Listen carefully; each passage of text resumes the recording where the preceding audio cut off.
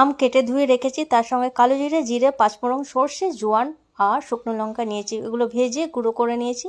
এর মধ্যে কাঁচা সর্ষে আবার দিয়েছি কিছুটা, দিয়ে গরম মশলা দিয়ে আবার গুঁড়ো করে নিয়েছি। এর মধ্যে কড়াই তেল গরম করে কালো জিরা, গরম মশলা ফোড়ন দিয়ে আম দিয়ে একটু নেড়ে নিয়েছি। জোয়ান কালো দিয়েছি এখানে অল্প খানিকটা, তারপরে ভয়েস খানিকটা নেড়ে চড়ে নিচ্ছি। আর এখানে কাঁচা লঙ্কা আমি দিলাম, লেবুও দিয়েছি। আর যেহেতু আমাদের গাছের আমের টকটা একটু কম, তাই জন্য লেবু দেওয়া, আপনারা চাইলে নাও দিতে পারেন। আর এখানে আমি মশলা অ্যাড করছি, হলুদ, লঙ্কা গুঁড়ো, জিরে গুঁড়ো, ধনে গুঁড়ো, নুন, এই সব, আর কাশ্মীরি মির্চ, মৌরিও দিয়েছি অল্প কিছু। এটা ভালো করে নাড়াচাড়া করে নিচ্ছি, সমস্তটা একসঙ্গে মিশিয়ে নিচ্ছি। তো আপনারা কোনোখানে স্কিপ করবেন না, পুরোটা দেখুন।